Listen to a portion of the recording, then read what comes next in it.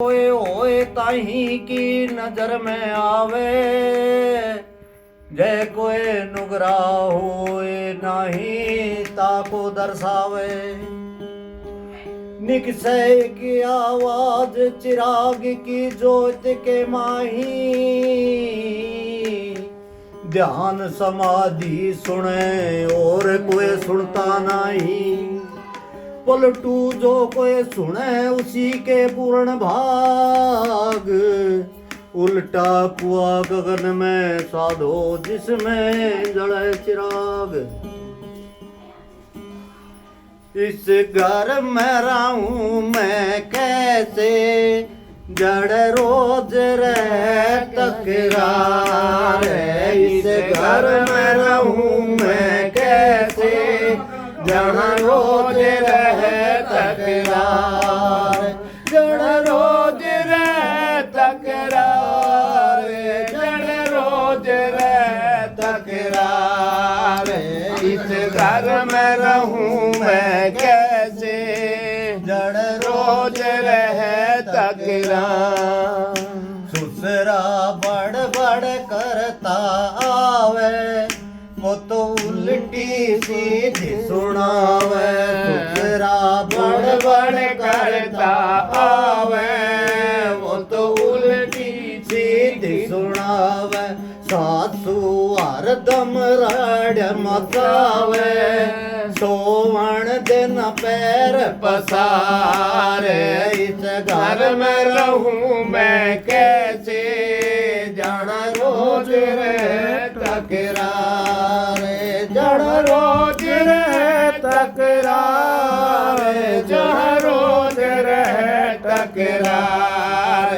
इस घर में रहूं मैं कैसे, जड़ रोज रह तकरार। मेरे जेठे और जिठानी, सुख तन पीण दे पानी। मेरे जेठे और जिठानी, सुख तन पीण दे पानी। ताने मारे मेरी दुरानी, कड़ को न पड़े मेरी पार। इस घर में रहूं मैं कैसे, जड़ रोज रह तकरार।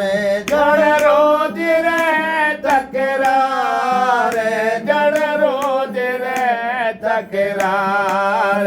इस घर में रहूं मैं कैसे, जड़ रोज रह तकरार। मेरी ननदी खटिया मांड, चुगली करती घर घर हांड। मेरी ननदी खटिया मांड, चुगली करती घर घर हांड। ऐसा घर आया मेरे बांड, यो तो बुरा हुआ संसार। इस घर में रहूं मैं कैसे, जड़ रोज रह तकरार। जड़ रोज रह तकरार, जड़ रोज रह तकरार।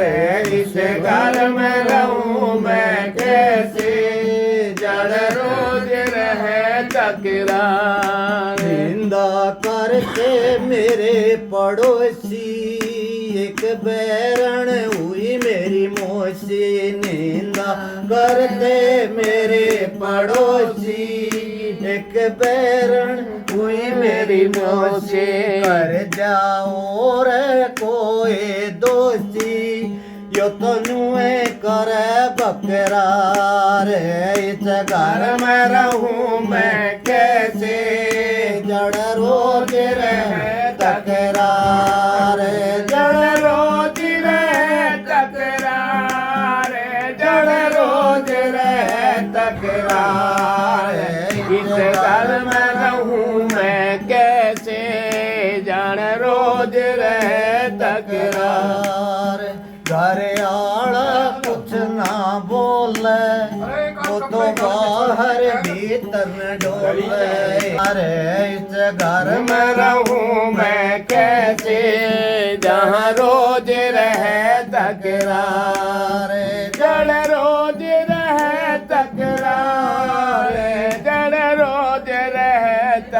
तकरार है। इस घर में रहूं मैं कैसे, जड़ रोज रहे तकरार। गुरु तारा चंद के सत्संग में मैं तारूंगी पिछले रंग ने। गुरु तारा चंद के सत्संग में मैं तारूंगी पिछले रंग ने। यो रूप चंद हरि गुण में मैं लूंगी जन्म सुधार। इस घर में रहूं मैं कैसे, जड़ रोज रहे तकरार। जड़ रोज रहे तकरार, जड़ रोज रहे तकरार। इस घर में रहूं मैं कैसे, जड़ रोज रहे तकरार। राधा स्वामी सहाय, राधा स्वामी। सबसे हाथ जोड़ के विनती है, जितनी देर सत्संग हो उतनी देर आप शांति से सुनते रहे, क्यों बड़ा कीमती समय है जिसको हम छोड़ करके आए हैं। परम संत हजूर ताराचंद जी महाराज, उनका क्या वर्णन कर सके, वो तो शहंशाहों के शहंशाह है। उनका तो हम रोम का बराबर भी नहीं है, क्योंकि परम संत हजूर ताराचंद जी महाराज, उन्होंने इतने सत्संग करे, इतनी वाणी कथी, इतने जीवों के दुख हरे, जिसका कोई वर्णन नहीं कर सकते हम। क्योंकि वे तो हजूर साहब, वो तो कौन सी मिट्टी से थे, वो तो भजन के मसाले से बने हुए, वो तो सुधा संत थे। अगर उनके किसी ने अणभोले में भी दर्शन कर लिए, उसकी 7 पीढ़ी नरक से बच गई। कैसे बच गई? संतों की दर्शन से आई टले बलाए, जो दंड सोड़ी का वो सोड़ में टल जाए। संत महात्माओं के जब दर्शन होते हैं हमारे को, तो हमारी ऑटोमेटिक ही उनकी दृष्टि पड़ते ही हमारा कर्म कट जाता है। कैसे कट जाता है? अगर महादेव पार्वती जारद एक जगह के निकल करके, महादेव जी ने उस भूमि को प्रणाम करा। पार्वती गैल थी, माता जी कहने लगी, आप नाथ किस चीज को प्रणाम कर रहे हो? यहाँ तो कोई मूर्ति भी दिखाई नहीं दे रही है, यहाँ तो कोई मंदिर भी दिखाई नहीं दे रहा है, यहाँ तो कोई मस्जिद भी दिखाई नहीं दे रही है, यहाँ कोई और स्थान भी नहीं है, आप किस चीज को प्रणाम कर रहे हो? कहने लगा, नहीं पार्वती कोई बात नहीं, चलो आगे। नहीं महाराज, ये तो बताओ आप किस चीज को प्रणाम कर रहे हो? मैं इस भूमि को प्रणाम कर रहा हूँ। यहाँ से आज से 10,000 वर्ष पहले एक संत के चरण टिके थे इस भूमि के ऊपर। उस भूमि को प्रणाम कर रहा हूँ। ये भूमि पवित्र है, तो क्या आपके कर्म नहीं कट सकते? कट सकते हैं। अगर संतों के आपने दर्शन करे हैं और उन संतों की आपके ऊपर दृष्टि पड़ी है, तो आपके कर्म भी कट गए। क्योंकि संत महात्मा जैसे कर्म को कैसे काटते हैं, वो जैसे फोटो वाला फोटो खींचता है, और जो चीज हम भाई बतलाओ नहीं, सत्संग में आकर के बतलाते नहीं है। फोटो खींचता है, वो सारे चिन्ह उसके ले लेता है, चाहे वो चश्मा लगा रहा हो, चाहे वो अंगूठी पहन रहा हो, चाहे कोई घड़ी पहन रहा हो, चाहे कोई साड़ी बांध रहा हो, चाहे कोई नंगे सिर हो, उसमें सब चीज को वो उसके अंदर, किसी का तिल होगा, तिल का भी उसका वो अपने अंदर में तार लेता है, और जैसा हमारा वो होता है वैसा का वैसा उसको खींच लेता है फोटो वाला। लेकिन गुण तो नहीं लेता फोटो वाला, लेकिन चिन्ह ले लेता है वो।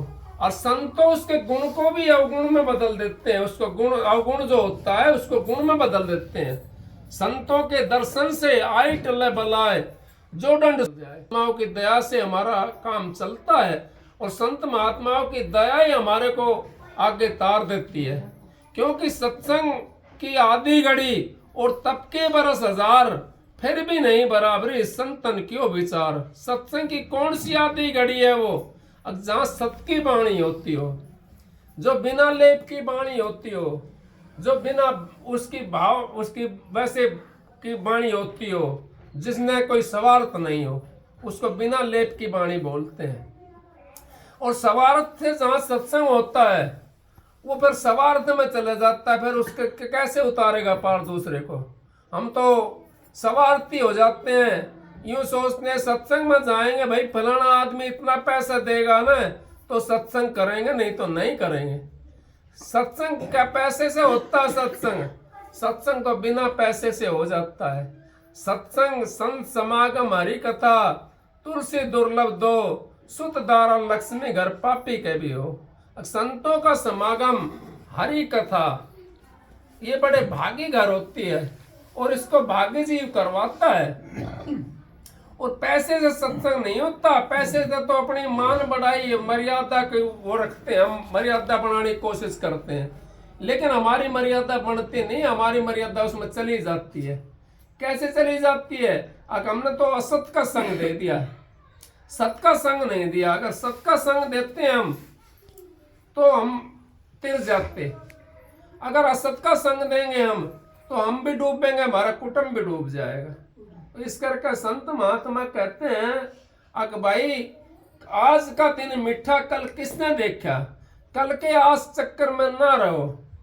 भाई शब्द गा रहा था, अक 4 गली बताई है इस धाम के अंदर, 4 गली बताई है, लेकिन संत महात्मा तो 3 गली तो ऊपर की बताते हैं, और मैंने तो जो अंदाजा लगाया है वो 4थी गली नीचे के साइड में है, क्योंकि हमारे जीवात्माएं मध्यम शरीर के बीच में बैठी हुई है यहाँ पे। तो 3 रास्ते तो हमारे 3 गली तो ऊपर में जाती हैं। एक में ऐसी विषैली चीज रहती है जिसके अंदर से हम नहीं जा सकते, एक में ऐसा होता है रिद्धि सिद्धियां होती हैं उसके अंदर से भी हम नहीं जा सकते, और एक जो संतों ने मार्ग जो सरल बना रखा है, झाड़ कूड़ काट करके। जमींदार खेत में क्या करता है, जब ज्यादा झाड़ी खड़ी हो जाती है तो वो बांकड़ी लेता है, और बांकड़ी ले लेता है और सारी झाड़ियां बांकड़ी से काट देता है। तो संत महात्मा हमारे लिए वो नाम रूपी बांकड़ी लेकर के, और उन्होंने वो सारी झाड़ी काट रखी है। बीच वाला जो रास्ता हमारा जो जाता है, दाएं बाएं काल भरमावे और बीच में सीधी सड़क जावे। दाएं बाएं हमारा काल महाराज का उनका वो ऐसे विषैले जानवर पाए उसके अंदर, उसके उस रास्ते से हम नहीं जा सकते। और एक साइड में ऐसा रास्ता है जिसके अंदर रिद्धि सिद्धियां वो हमारे को जाने नहीं देती, क्योंकि वो अपना रूप धर कर खड़ी हो जाती हैं।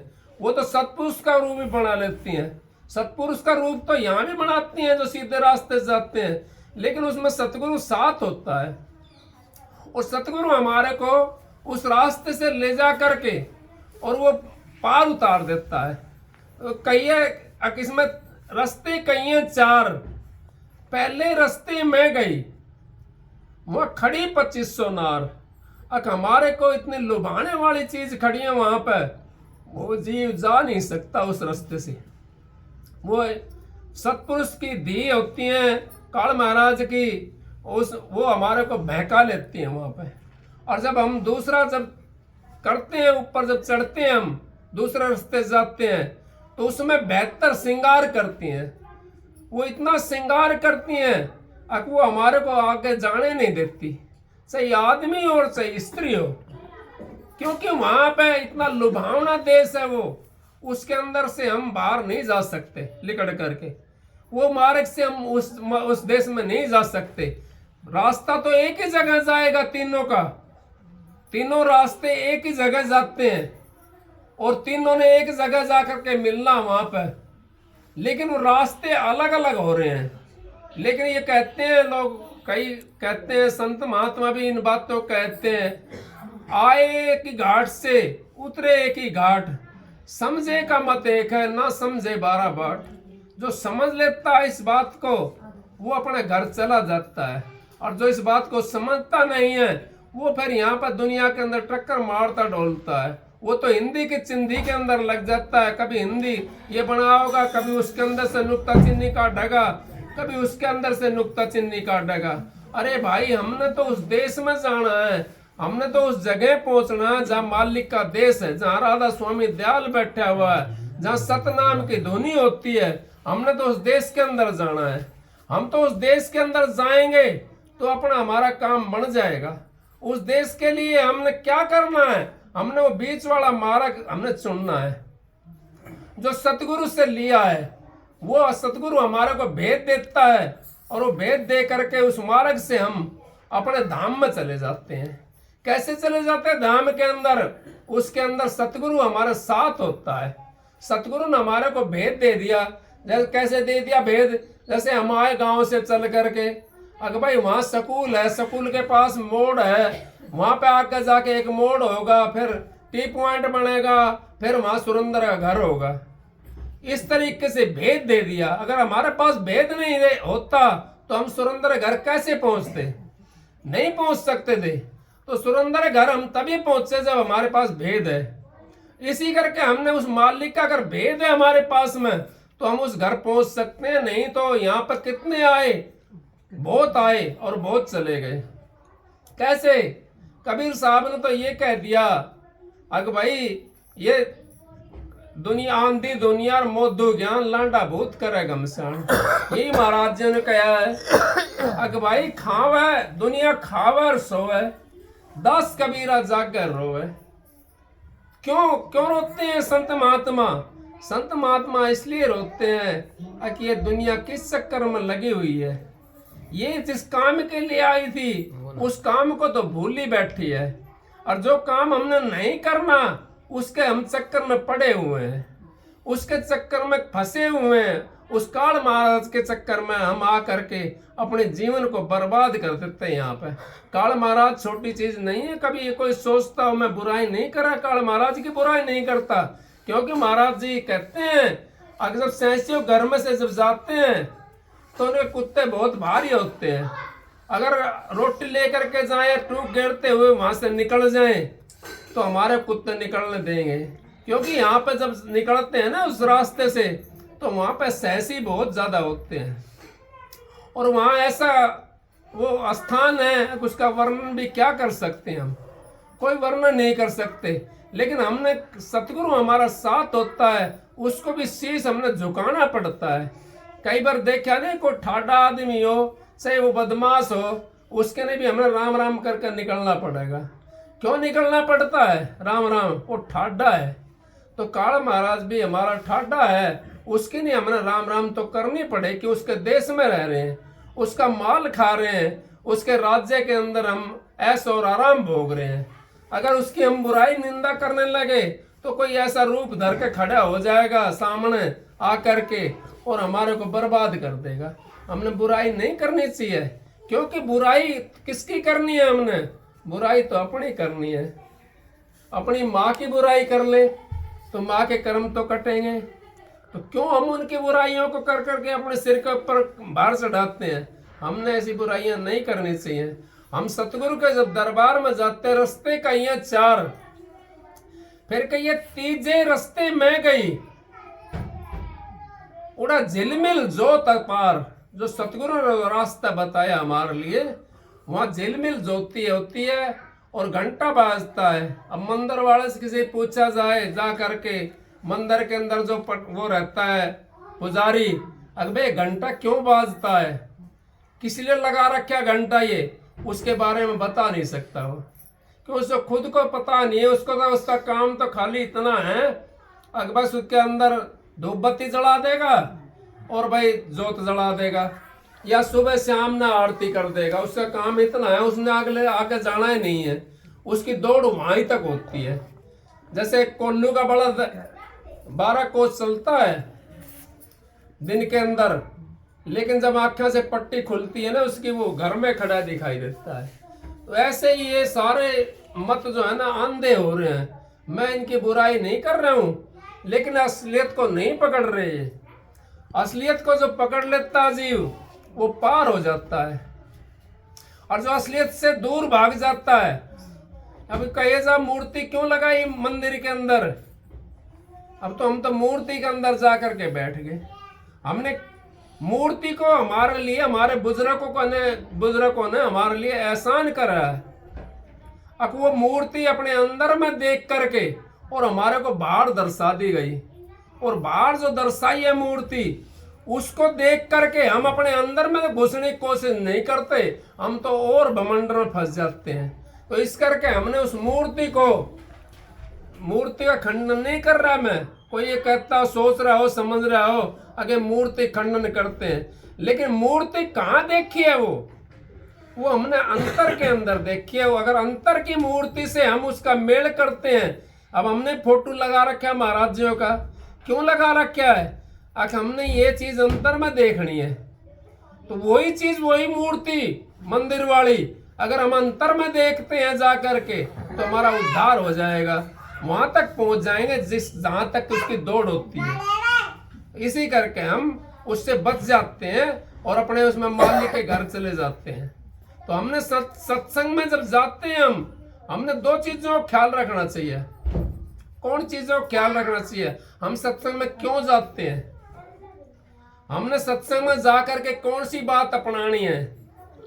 हमने अच्छाई लानी है सत्संग के अंदर जा करके, और बुरी चीज को छोड़ना है। हम गंगा जी चले जाते हैं तो गंगा जी में कोई कुछ छोड़ का आता है, कोई कुछ छोड़ का आता है।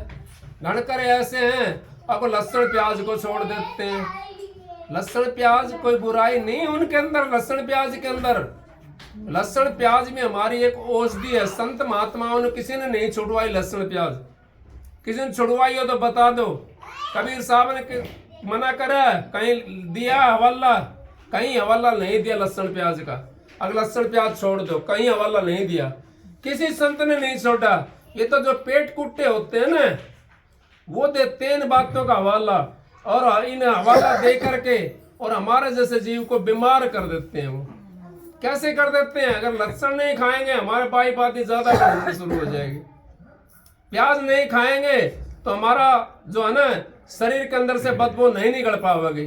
प्याज खाएंगे हम, शरीर के अंदर से बदबू निकलती है हमारे उस प्याज के जरिए से, और वो बदबू हमारे को फिर अंदर परेशान करती है, हम बीमार हो जाते हैं उससे। हमने ये चीजें छोड़नी नहीं है, इनको अपनाना है, लेकिन इसका अति भी ज्यादा नहीं करना, ज्यादा इस्तेमाल भी नहीं करना। ज्यादा इस्तेमाल किस चीज को खा कर देख लो, आप अन्न को खा कर देख लो, अन्न आपको परेशान कर देगा। और कोई चीज को खा कर देख लो, घी को खा कर देख लो, वो भी परेशान करता है, डकार आनी शुरू हो जाएंगे। अगर थोड़ी चीज खाओगे आप तो आपको हजम भी हो जाएगा और आपका काम भी सही हो जाएगा, आपका शरीर भी सही रहेगा, स्वस्थ रहेगा शरीर। तो ये चीजें हमने अपनानी है सत्संग के अंदर जा करके। हमने ये चीज छोड़ने की नहीं। छोड़ने की कौन सी चीज है? अगर जो हमारे पास, जो हमारे अंदर में जो बदबू आ रही है, जो बदबू भरी हुई है, जो कूड़ा भरा हुआ है अपने अंदर में, वो छोड़ना है। उस लहसुन को बाहर निकालना है। अब वो लहसुन कैसे निकलेगा बाहर? वो बदबू वाला इतना लहसुन भरा हुआ है अपने अंदर में, अब उसको हमने बाहर कैसे निकालें? उसको हम थोड़ा थोड़ा करके जब सत्संग की एक बात को जब जमाएंगे, ले जा करके अपने हृदय के अंदर जब बैठाएंगे, तो एक दिन खाली होगा वो बदबू हमारी खाली हो जाएगी, और वहाँ खुशबू पैदा हो जाएगी उस जगह के ऊपर। क्योंकि नाम रूपी जब खुशबू पैदा हो जाती है शरीर के अंदर, फूल में कहीं से खुशबू आती दिखाई देती है आपको? नहीं देती कहीं से भी। लेकिन कहाँ है खुशबू? उसके अंदर समाई हुई है। ऐसे ही जीव के अंदर वो खुशबू समाई हुई है, और वो बदबू भी जीव के अंदर समाई हुई है। बदबू हमने बाहर निकालनी है। जो हमारे युगों युगों से जो हमारे ये बदबू भरी हुई है इस शरीर के अंदर, इस जीवन के अंदर, इस जीव की प्रकृति के अंदर भरी हुई है। इसका नेचर बना रखा बदबू का इन्हें। अगर भाई फलानी जगह ना जाओ सत्संग में, वहां तो भाई ऐसे आते हैं, फलाने आते हैं और तुम सही हो तो सब कुछ सही है, अगर तुम गलत हो तो सब कुछ गलत है। अपने आप पे को सही बनाओ। अपना आप अगर हमारा सही बन गया तो फिर हम खुशबू फैलानी शुरू कर देते हैं। जब फूल के साथ से जाता है जीव तो फूल इन्हों नहीं कहता आजा मैं खुशबू दे रहा हूं तेरे को। इंसान खुद चला जाता है उसके पास में, ये खुशबू कहाँ से आ रही है, ये किस जगह से खुशबू आ रही है, उसमें से अपना आप महक आनी शुरू हो जाती है। तो इंसान अपना आप आना शुरू हो जाता है। जब आपका नेचर सही हो जाएगा तो अपना आप ही आपका वो चरित्र बदल जाएगा और आपके अंदर से वो लौंग सुपारी जो है वो बिखरनी शुरू हो जाएगी। वो खुशबू आपके अंदर से बिखरनी शुरू हो जाएगी।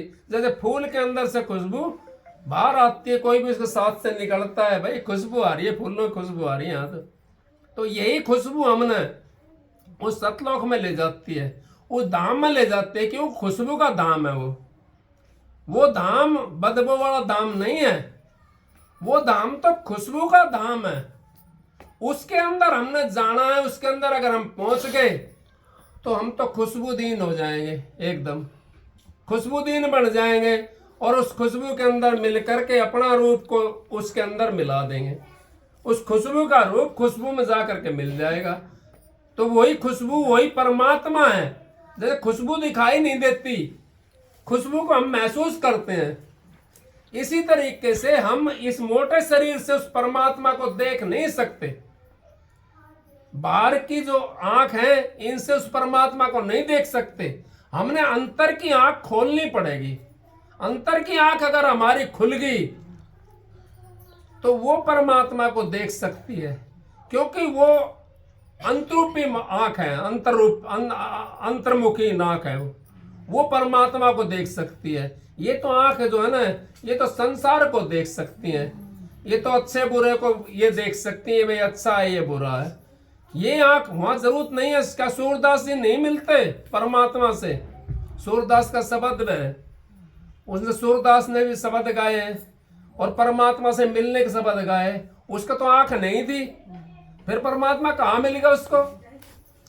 वो अंतर रूपी आंखों से उसने परमात्मा को देखा और हम भी उस परमात्मा को देख सकते हैं संत सतगुरु से नाम लेकर के।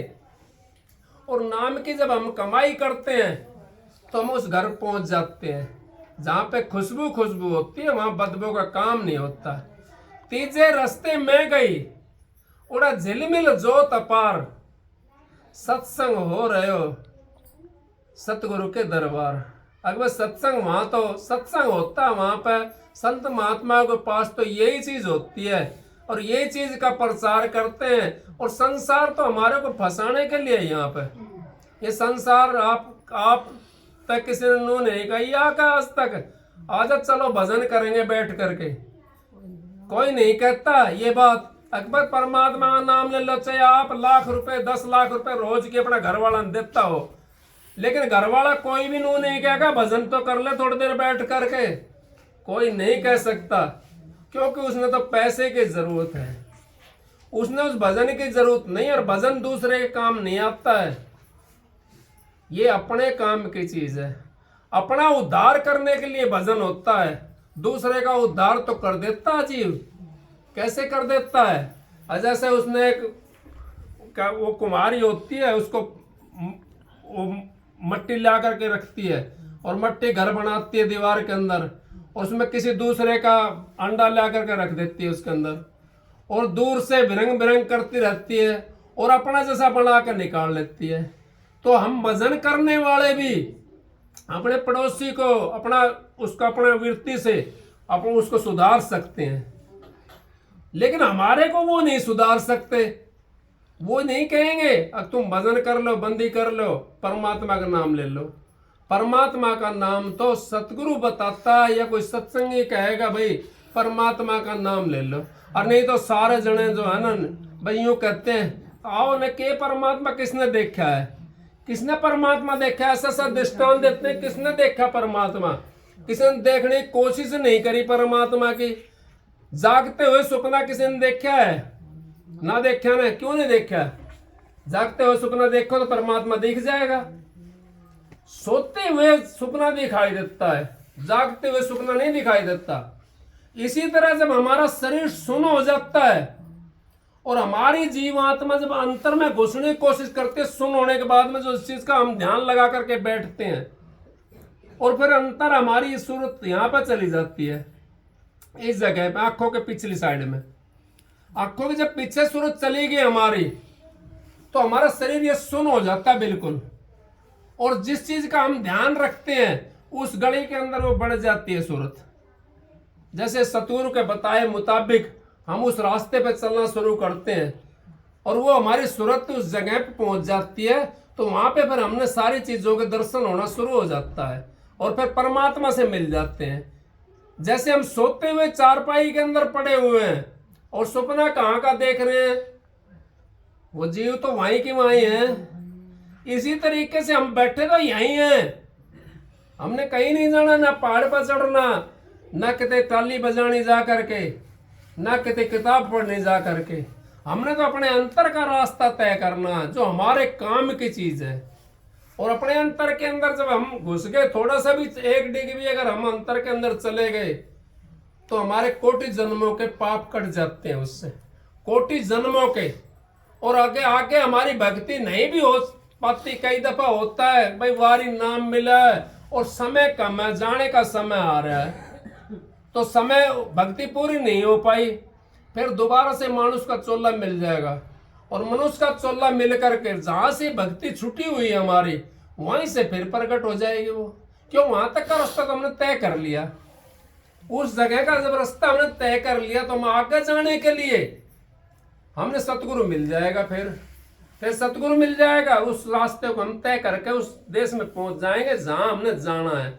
बाकी यहाँ का साथी देखो, यहाँ के साथी तो बेटा बेटी दी जमाई ये सारी चीज पैसा दे ली तो यहाँ का साथी है, वहां का साथी नहीं है कोई भी। वहां का तो कोई बेटा नहीं है, कोई पोता नहीं है, कोई दी जमाई, कोई साथी नहीं है। वहां तो अकेला आया यहाँ वहां से और अकेला ही जाएगा।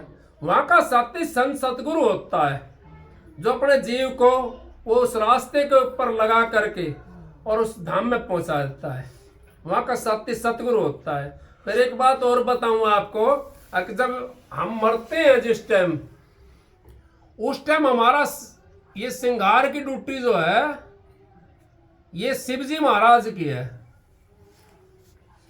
तो वहां जाकर के जीव की मृत्यु होती है और वो मृत्यु वहां पे होती है शेष कमल दल के अंदर जा करके, जिसको त्रिकुटी बोलते हैं। बड़ा दायरा है उसका, बहुत बड़ा दायरा है। वहां पे जाके मृत्यु होती है। अब मृत्यु होती है शिव जी के पास में जाकर के, कि उसने ठेका ले रखा जीव का। एक तो पालन करने का ठेका ले रखा है, एक न तो विष्णु ने पालन करने का ठेका ले रखा है और ब्रह्मा ने उत्पत्ति करने का ठेका ले रखा है और शिव जी ने संहार करने का ठेका ले रखा है। अब शिव जी के पास में जाकर के जीव की मृत्यु होती है और वहां पर त्रिकुटी से नीचे सतगुरु नहीं उतरता कभी भी। सतगुरु त्रिकुटी के अंदर रहता है। वैसे तो सतगुरु हर जगह रहता है, लेकिन त्रिकुटी के अंदर बैठा होता है। जो नूरी गुरु होता है वो त्रिकुटी के अंदर मिलेगा। जब आप जीव चलता है जब रास्ता लेकर के सतगुरु से, तो जो जीव होता है जिसने नाम नहीं ले रखा, उसको तो काल महाराज उस संगार तो उसने करना है।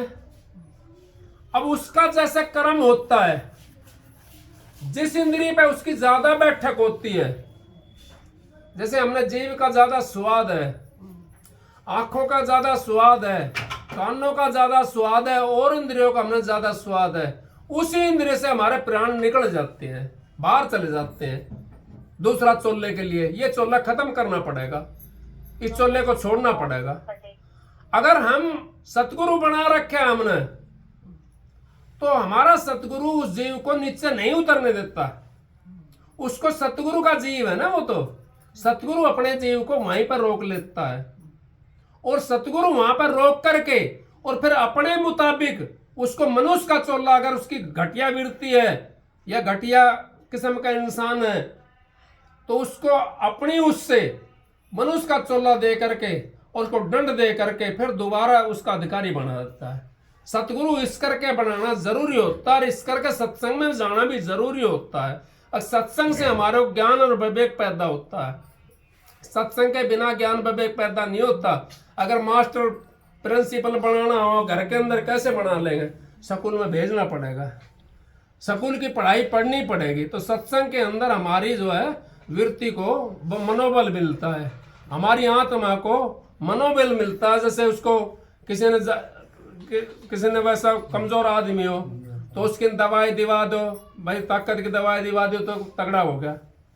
और कमजोर वैसा हो थोड़ा बहुत भाई घी खवा दो, तगड़ा हो गया।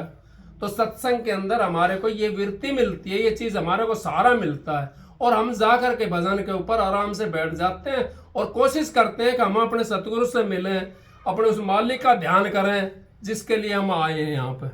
तो ये चीजें हमने अगर सोच ली, समझ ली, तो हमारा जीवन का उद्धार हो जाएगा। अगर हमने इन बातों पर अमल नहीं करा तो हमारा जीवन का उद्धार नहीं होगा। और सबका अधिकार है, गुरु बनाने का सबका अधिकार है। किसी के मन में ये विचार आया होगा अगर मेरा तो पति परमेश्वर है, परमेश्वर हो सकता है पति, लेकिन पति गुरु नहीं हो सकता। क्यों? गुरु बनने के बाद में सब बेटा बेटी हो जाते हैं। क्या बेटा बेटी फिर भोगेगा? वो नहीं भोग सकता, नहीं भोग सकता। क्यों? पिता का समान हो जाता है गुरु। इस करके हमने सतगुरु तो सबने चाहिए, बनाना चाहिए। गुरु के बिना उद्धार किसी का नहीं हो, न कृष्ण का होया, न राम का होया, न पीर पैगंबर किसी का भी नहीं होया। और तो चलता क्या, रावण का भी नहीं होया गुरु के बिना तो उद्धार। उसने भी कितना वो करना पड़ा। शुक्राचार्य फिर बाद में उसने वो गुरु छोड़ दिया। कहाँ गया रावण? रावण 1 लाख पूत 1.25 लाख नाती और ता रावण घर कोई दियो ना बाती। 1 लाख पूत था, गुरु की नहीं मानी, गुरु की नहीं मानी, चले गए। कहाँ गए? 1 लाख पूत सारा खत्म करवा दिया, 1.25 लाख नाती था सारा खत्म करवा दिया। एक विवक्षण बचा था। विवक्षण क्यों बच गया? अगर राम के शरण में चला गया। अगर हम भी उस राम के शरण में चले जाते रावण को छोड़ करके तो हम भी बच जाएंगे। अगर हम उस राम के शरण में चले गए जिसने उद्धार करना है तो हम बच जाएंगे। अगर हम रावण की शरण में रहे तो कैसे बचेंगे? नहीं बच सकते।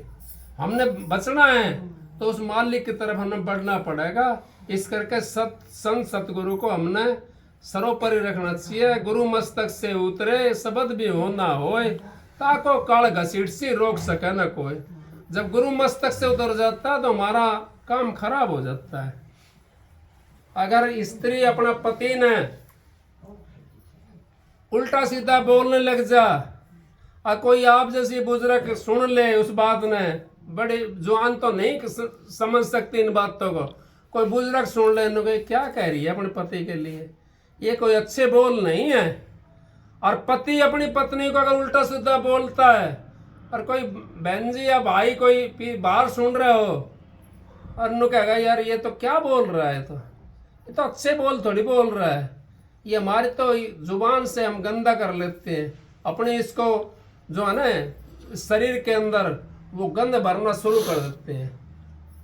कागा किसके धना डर कोयल किसको दे, इस जिब्या का कारण जग अपना कर ले। काग किसका दाना डरता है और कोयल किसके घर में कमा कर जाती है, लेकिन वो मीठी तो बाणी है। हमने ये मिठास वाली बाणी, छोटी सी गुरसल होती है, कितनी बड़ी भैंस होती है आपने देखी होगी, बहुत बड़ी भैंस हो है। अगर 5-7 मानस मिलकर भैंस ने लुटाना चाहो तो नहीं लुट सके। अरे छोटी सी गुरसल है, वो भैंस ने नूर गिरा लेगी और सारा उसका जो चिचड़ चाचड़ सब ने चुग ले जाएगी, ले जाए ना। तो वो गुरसल बनना सीखो। गुरसल जब बनना सीख गया, कितना हाथी हो चाहे आदमी हो चाहे जनानी हो, जब गुरसल का आपके अंदर विचार आ गया तो आदमी हो वो भी नीचे बैठ जाएगा और जनानी हो वो भी नीचे बैठ जाएगी। जब गुरसल का विचार नहीं है, हमारा रावण जैसा विचार है, तो फिर कैसे बैठेगा? नहीं बैठ सकते। तो इन बातों को आप अमल में लाया करो, सत्संग करवाओ। और हमने कोई पैसा की जरूरत नहीं है, हम तो कहते हैं पैसे ना दो, अपना बालक ना खवाओ ले जा करके, हमने पैसे की जरूरत नहीं है। और जो आप देते हो ना, मैं तो अपने तन के लिए यूजिंग नहीं करता मैं उसको। मैं तो आश्रम में जो इकट्ठा हो जाता वहां भी मालिक ने बतेरा दे रखा है, यहाँ से वहां तक बहुत है मालिक की दया से। मैं तो आश्रम में पहुंचाता हूँ सारा, क्योंकि मेरी ड्यूटी तो उन्होंने लगाई थी, वो मैं अपनी निभा रहा हूँ। आगे मालिक की मौज बन निभाएगी तो निभा लूंगा, ना निभाएगी तो ना सही, वो मालिक जाने। राज दिवाई तो मेरी कौन बढ़ाई और भीख मंगाई तो मेरे के घट जाए। मेरा कुछ नहीं है, सब कुछ मालिक को है। तो सत्संग की याद दी घड़ी और तब का बरस हजार, फिर भी नहीं बराबरी संतन क्यों विचार। सत्संग बहुत भाई इतना ठीक है।